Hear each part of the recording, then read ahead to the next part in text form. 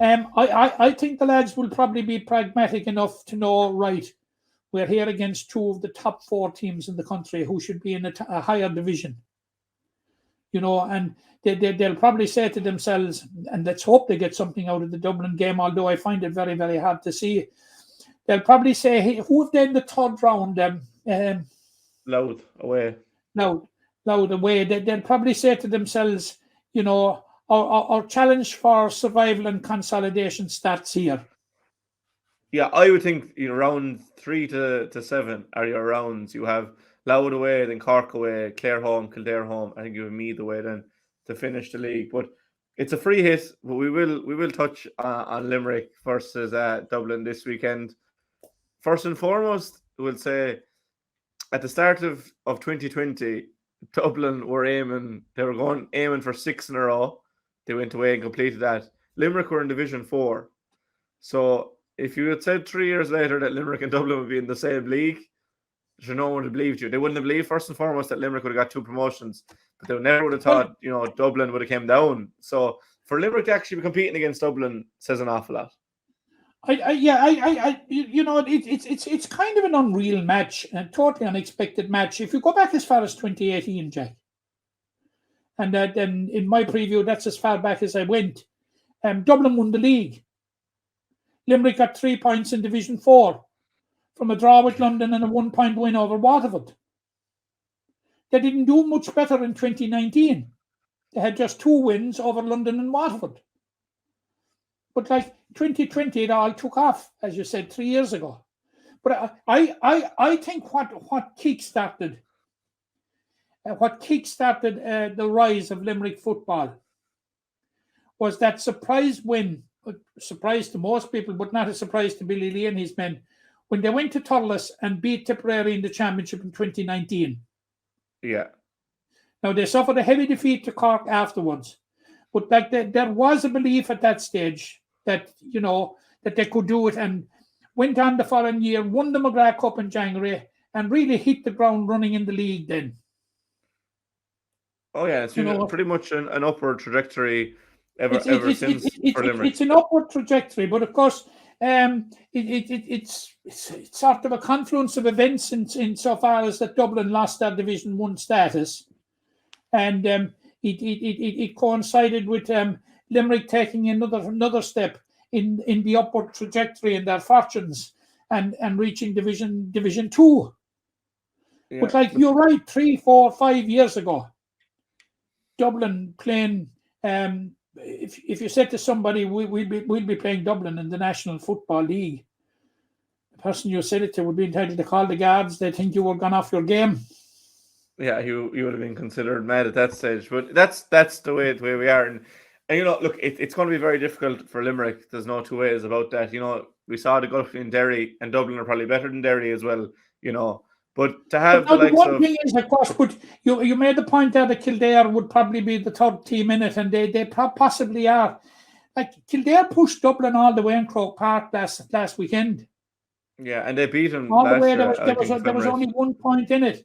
So I'm asking myself the question, and it will be only answered this weekend: are Kildare very good, or are Dublin not as good as we think they are?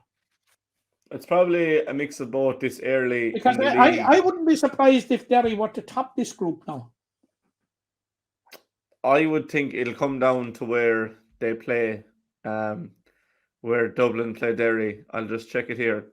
Derry are at home in round 5. Yeah, I wouldn't be incredibly shocked, but I would be very surprised if it wasn't Derry and Dublin at the end of it, as you said at the start. Well, I'm thinking it's going to be Derry Dublin unless there's a massive shock along the way.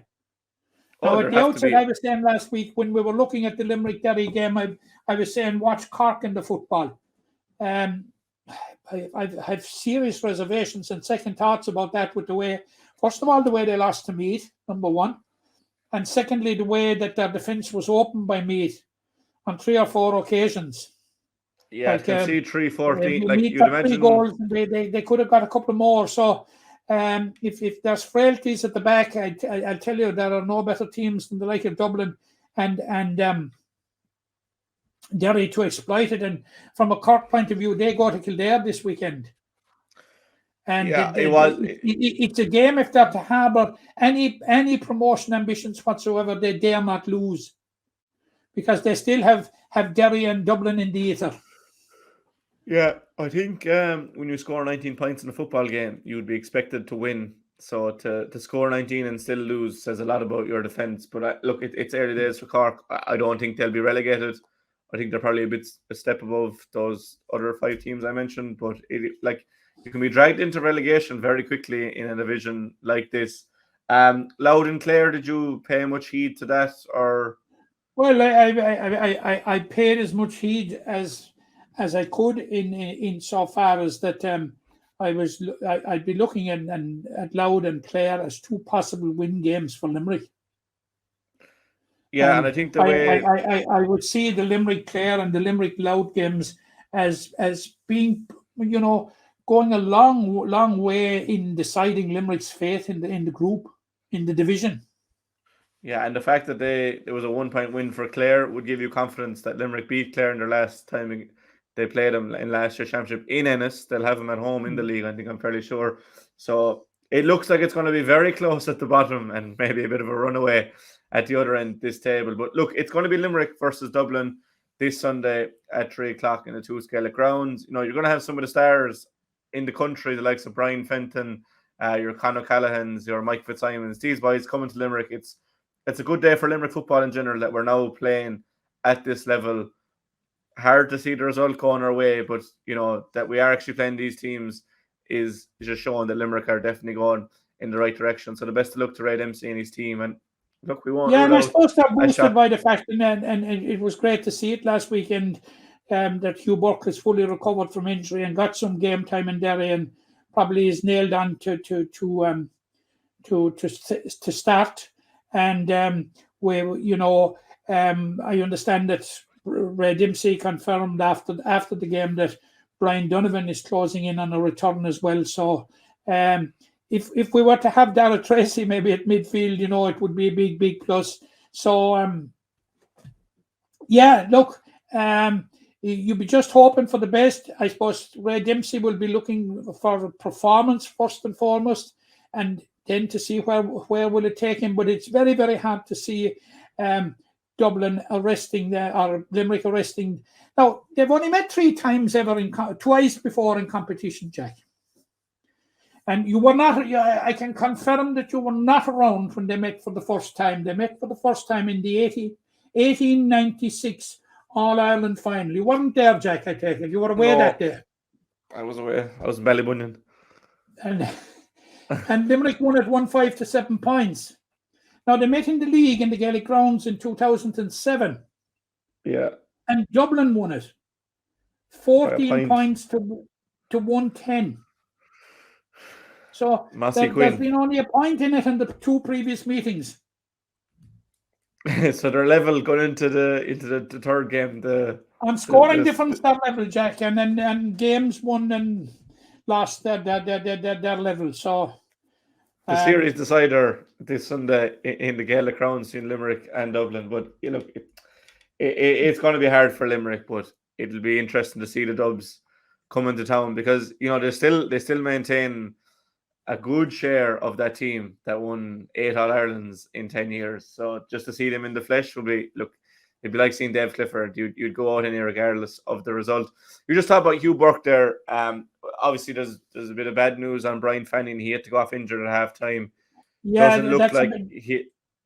doesn't look like he'll make Dublin this weekend. And I think we did our MVPs last year. I think Brian was in both of our teams. So vital to everything Limerick do. So please God, it's not as bad as feared, because look, we can do without him against Dublin when we're backs against it, but the likes of the Louds away and the Clares at home, that's when you want a man like Brian Fanning. He obviously got the goal in the championship last year, so please God, Brian will make a swift recovery. And if you have him back, and Brian Donovan, as you said, the likes of Darragh Tracy, Hugh was back now, you're looking at a far more formidable Limerick team. Staying on football, and we got an announcement there. I'd just like to concur with you there and wish Brian a speedy recovery there. and agree with everything that you've said about him. He is a crucial cog in that Limerick team, and it is definite. Ray Dempsey confirmed it after the game in Derry that he really is in a race against time to be fit to face the Dubs. Yeah, so best wishes to Brian there, and hopefully he makes a full recovery.